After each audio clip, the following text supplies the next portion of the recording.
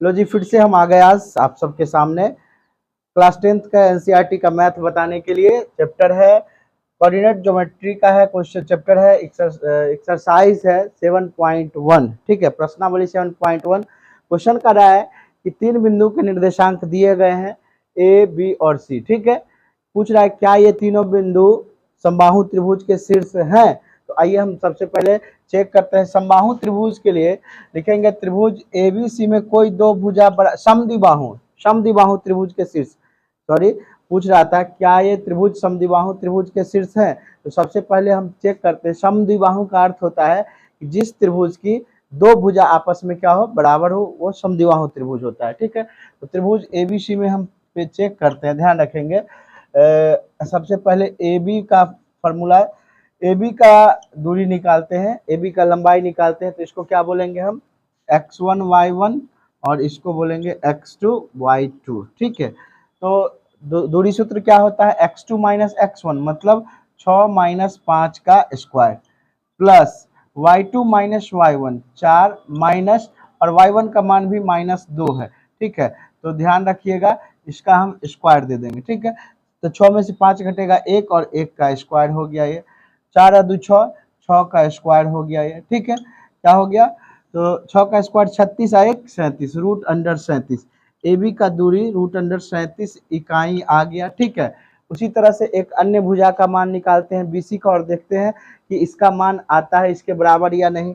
तो B C का जब हम मान निकालेंगे तो बी सी के लिए ये x2 y2, तो ये हो जाएगा x1 y1। ठीक है, BC के लिए, तो BC के लिए x2 माइनस x1 का होल स्क्वायर, दूरी सूत्र जो आप सबको हम इससे पीछे के वीडियो में पढ़ाए हैं, दूरी सूत्र कि क्या होता है, root under x2 minus x1 का whole square plus y2 minus y1 का होल स्क्वायर। x2 का मान है यहाँ पे 6, x1 का मान है 7, इसका whole square plus y2 minus y1 का होल स्क्वायर, y2 का मान 4, y1 का मान है -2।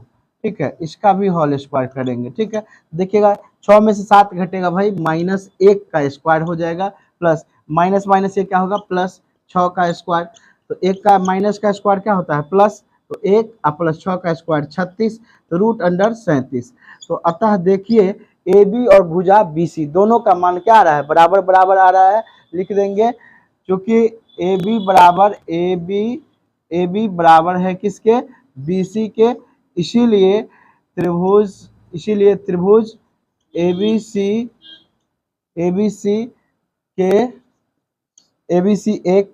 एक समद्विबाहु त्रिभुज है। एबीसी एक समद्विबाहु त्रिभुज है, समद्विबाहु त्रिभुज है। ठीक है, मतलब यही सिद्ध करना था, हमको चेक करना था कि क्या दिए गए शीर्ष के निर्देशांक से जो त्रिभुज बन रहा है, क्या वे त्रिभुज समद्विबाहु होंगे। तो देखिए हमने दो भुजा का मान निकाला है, दोनों भुजा का मान क्या आ गया है, बराबर आ गया है, रूट अंडर 37 इकाई आ गया है। अतः त्रिभुज समद्विबाहु होने के लिए कंडीशन होता है कि किसी त्रिभुज की दो भुजा आपस में बराबर हो तो वह त्रिभुज समद्विबाहु होगा। ठीक है, चलिए फिर इसी तरह लगातार हमारे चैनल से रहिए, हम आपको प्रत्येक दिन नया नया क्वेश्चन से अवगत कराएंगे और आपको हाई स्कोरिंग तक 10th टॉपर बनने में एकदम हेल्प करेंगे। धन्यवाद।